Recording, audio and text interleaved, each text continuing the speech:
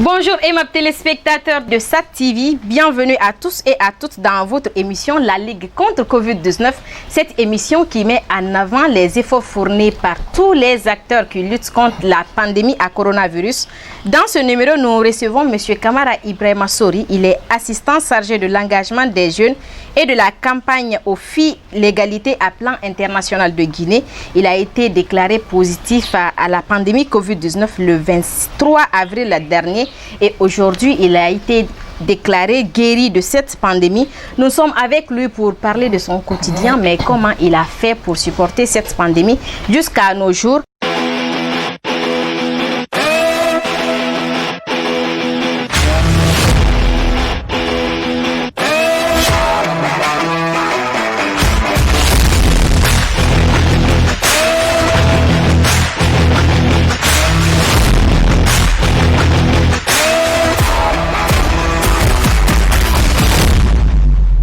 Bonjour Monsieur Kamara. Oui, bonjour. J'espère que vous allez bien. Oui, ça va par la grâce de Dieu. Dieu merci.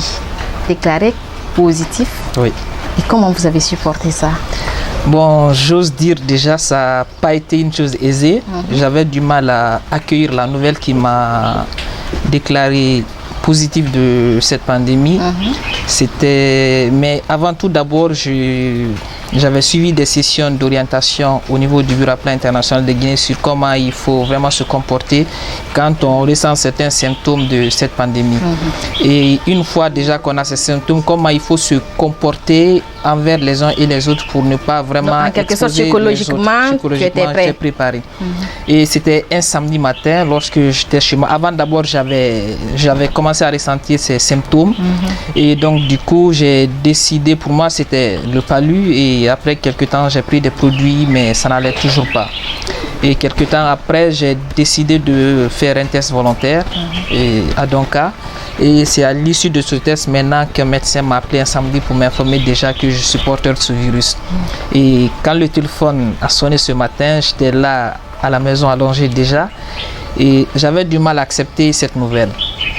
Parce qu'une pandémie qui fait déjà ravage dans le monde entier et dire déjà que vous êtes atteint de cette pandémie, c'est pas la grande joie. Donc j'étais traumatisé, ça il faut le dire. Il y avait plusieurs questions qui me traversaient l'esprit. Et j'ose croire, peut-être avec les questions qui se passaient dans la tête, peut-être tu te disais, comment j'ai eu cette pandémie? C'était la première des questions parce que déjà, lorsque cette pandémie déjà avait déclaré, on avait pris presque toutes les dispositions au niveau du bureau. Donc on travaillait à tour de rotation. Et donc la semaine à laquelle j'ai été déclaré positif, j'étais à la maison. Et donc quand on m'a dit que je suis porteur de ce virus, c'est la première question qui me traversait déjà l'esprit. Je me disais, mais attends, comment est-ce qu'avec toutes les dispositions, avec tout ce climat de méfiance que je me suis mis, comment est-ce que je me suis retrouvé atteint de cette pandémie?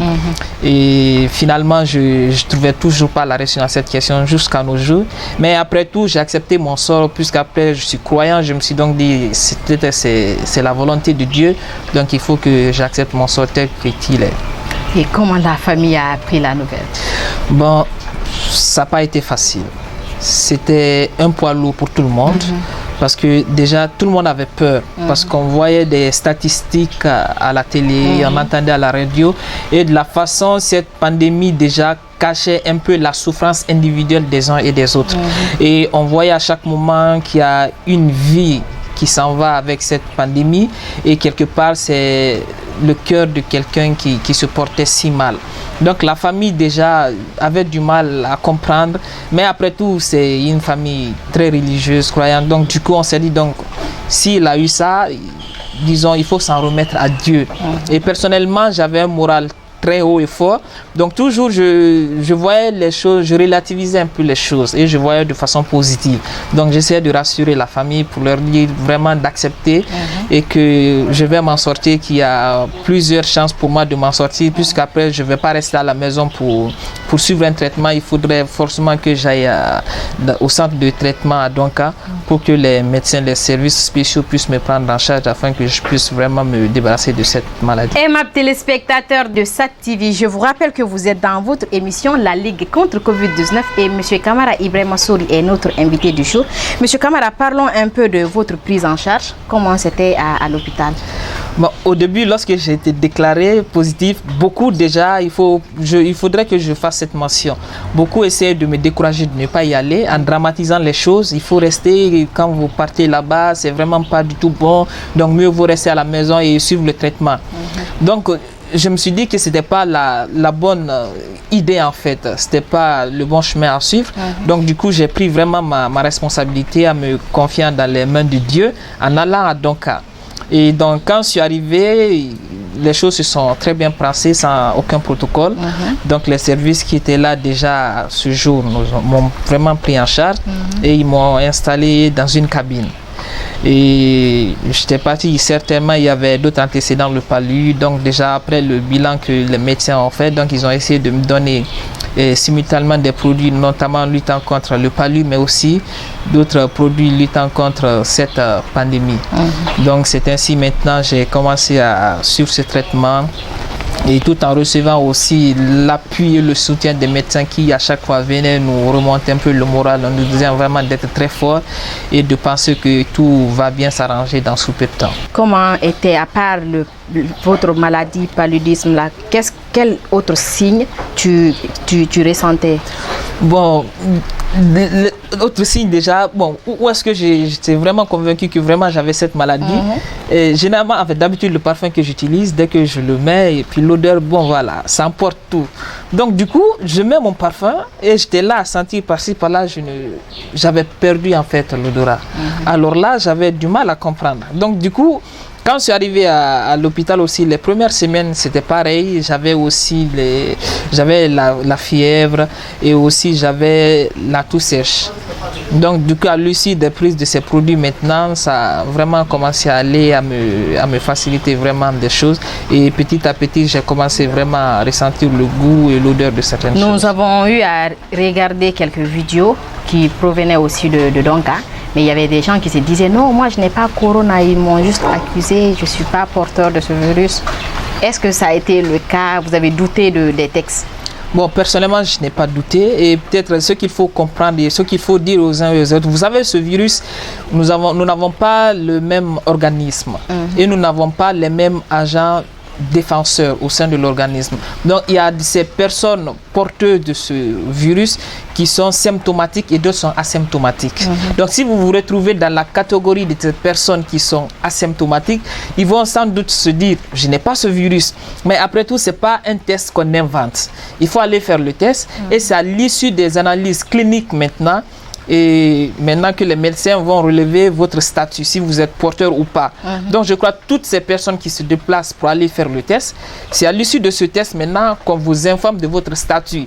Donc quand on vous dit nombreux sont ceux qui partent, donc après si vous n'êtes pas porteur de ce virus, on vous dit simplement que vous êtes négatif. Donc du coup, vous avez une satisfaction morale. Mais si toutefois vous avez ce virus, et ils n'ont aucun intérêt à dire que vous êtes porteur de ce virus et que vous n'avez pas ce virus dans votre corps. Le texte, il a duré combien de temps? Bon, la première fois que j'ai fait le test, ça a duré une semaine avant que le résultat ne me soit communiqué. Et maintenant, avec la famille, après une semaine, tu as fait le test. Hein? Donc, forcément, il y avait le contact entre ta famille et toi. Et après, il y a des membres de ta famille aussi qui sont sortis positifs. Tout à fait, il faut avouer. Après moi, parce que quand on m'a déclaré positif, avant même j'avais donné le nom des personnes qui étaient autour de moi pour qu'au moins les médecins puissent prendre aussi leur prélèvement, pour que les médecins prennent leur prélèvement afin qu'ils soient rassurés aussi de leur statut. Et une semaine après, sur les noms que j'ai communiqués, il y a 3 personnes qui avaient aussi été atteintes de ce virus. Donc ça a été encore un poids lourd pour moi, mais aussi pour ces personnes aussi. Parlons un peu de l'insertion sociale. Quand Ibrahima Sow a été déclaré positif, quand il est venu, je crois que les gens ont eu peur. Hein? Oui, quand j'ai été déclaré positif, ça n'a pas été facile du tout parce que ce jour, j'étais partagé entre 2 sentiments, la joie et la tristesse. Et la seconde, la tristesse, j'avais fait la connaissance d'un ami qui était là au centre avec qui je promettais de s'en sortir. On se promettait de s'en sortir victorieux de cette pandémie, mais malheureusement, il n'a pas survécu et qu'il repose en paix. Et la seconde, je me retrouvais pas en fait, je voyais sous forme d'un rêve, je me disais peut-être que c'est incroyable, mais après tout, je me disais que c'est réel. Et maintenant, quand je suis arrivé à la maison, vous savez, après la famille déjà, c'est le premier soutien. Donc le soutien, il a été assez grand. Ils m'ont toujours réconforté. Et vouloir parler de la stigmatisation, je crois personnellement, quand je suis arrivé, je savais dans la tête des gens, parce que je suivais certains témoignages, les gens avaient du mal à intégrer les communautés. Même si vous ne le dites pas, peu importe l'amour ou le lien qui se trouve entre toi et ces personnes, si ce n'est pas vraiment les proches, les familles, les gens vont vous fuir. Donc comprenant cela, moi-même je me suis isolé en restant à la maison, sans sortir, et moi-même j'ai pris ma distance. Et quelques temps après, maintenant j'ai commencé à sortir dans le quartier pour au moins me libérer. Mais même avec ça, il y avait toujours des propos relativement provocateurs, il faut le dire. Puisqu'il y avait une connaissance qui m'avait dit, ah, mais il dit, c'est toi ça? Non, j'ai dit, bien sûr, c'est moi. Il dit, mais nous, on pensait que ceux qui avaient ce virus ça ne pouvaient vraiment pas s'en sortir. Mais bref, c'est des choses que je n'avais vraiment pas calculées, mais je me suis dit, peut-être c'est ainsi cette construction qui se trouve dans leur tête, mais qu'après les communications que les uns et les autres font, les gens vont finalement comprendre que les personnes guéries de cette pandémie sont comme nous et qu'ils ont besoin de notre soutien et de notre amour. Après être guéri de cette pandémie, quelles ont été les actions que tu as faites, non seulement dans ta communauté, mais au niveau social? Les actions sont nombreuses. Personnellement, d'abord, quand je suis arrivé, avant même que je sois guéri, j'avais des collègues qui avaient ces symptômes, mais qui avaient peur d'aller ou qui avaient peur d'en parler. Mais comme moi, j'étais là, parce que j'avais officialisé en disant que je porte maintenant ce virus, ces gens m'ont appelé pour me dire vraiment j'ai ces symptômes, est-ce que c'est le coronavirus? Bon, quand ils m'ont appelé, je ne suis pas médecin pour le confirmer, j'ai dit la chose que je peux vraiment vous conseiller, il faut aller faire votre test. Et c'est à l'issue de ce test maintenant que vous saurez quel est votre statut. Et je vous dis maintenant qu'il y a eu 2 personnes qui, après avoir eu un entretien avec moi, sont partis faire leur test. Et ils ont été déclarés positifs, ces personnes aussi. Et sont partis aussi dans les centres pour leur prélèvement et pour leur prise en charge. Donc, les actions que nous avons eu à mener, les actions sont d'ordre global. Déjà, je vais parler un peu de l'organisation auquel j'appartiens, Plan International Guinée, qui, depuis l'apparition de ce virus, déjà, n'a ménagé aucun effort pour faire de telle sorte que les uns et les autres puissent vraiment se sentir mieux, mais aussi en luttant contre cette pandémie. Donc, nous avons organisé des sessions d'orientation avec les jeunes, afin de les informer sur ce qui est cette pandémie, mais aussi quels sont les comportements responsables dont il faut adopter pour éviter sa propagation. Et au niveau des structures de jeunes également, nous avons accompagné des structures de jeunes, notamment en accompagnant leurs actions pour la distribution des kits sanitaires, des kits d'hygiène, je veux dire, et en même temps des bavettes de protection. Et à leur tour maintenant, ces structures sont parties dans des localités, mais aussi en rencontrant d'autres organisations de jeunes, en distribuant ces kits sanitaires, mais aussi ces masques aussi, pour que les uns et les autres puissent vraiment se sentir épargnés de cette pandémie. Monsieur Ibrahima Sori Kamara, nous sommes à la fin de cette émission et vous avez été déclaré positif Covid-19. Ça reste maintenant dans votre histoire. Qu'est-ce que vous comptez faire vraiment avec l'histoire-là? Je vais vivre avec cette histoire toute ma vie durant. Je ne suis pas prêt à l'oublier, d'ailleurs je ne vais pas l'oublier.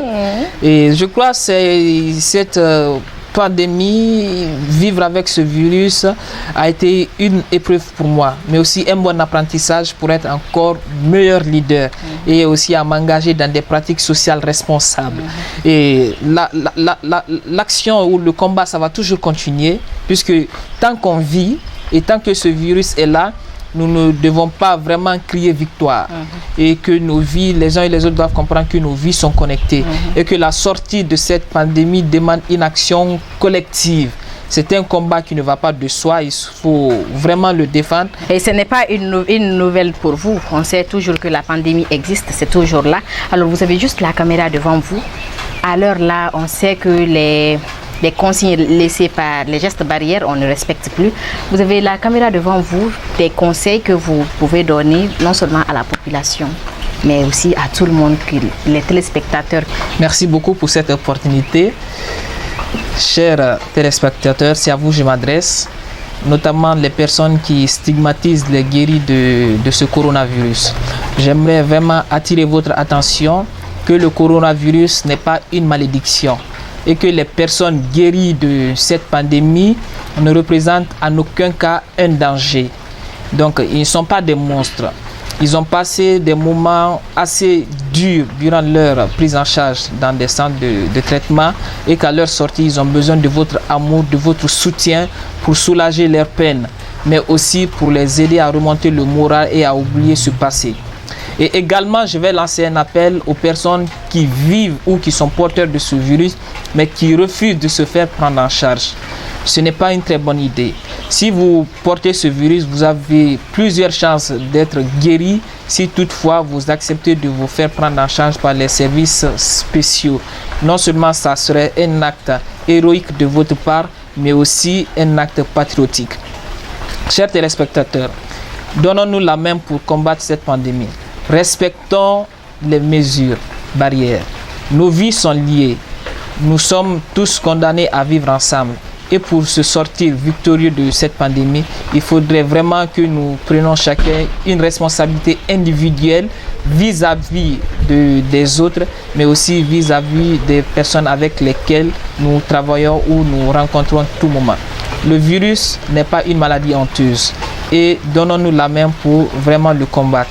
Nous comptons vraiment sur votre compréhension et comme souvent j'aime le dire, l'objectif n'a pas changé. L'objectif pour lutter contre ce virus ne doit pas changer et que chacun doit vraiment continuer à mener ce combat pour qu'enfin nous puissions dire un jour merci, on a réussi à dépasser cette étape. Merci. L'objectif n'a pas changé, nous devons tous lutter contre cette pandémie. C'est Ibrahima Sory Kamara qui vient de le dire et j'espère que vous l'avez bien compris. S'il vous plaît, respectons les gestes barrières, sortons toujours avec nos bavettes, lavons-nous régulièrement les mains. Ainsi prend fin cette émission, la Ligue contre Covid-19.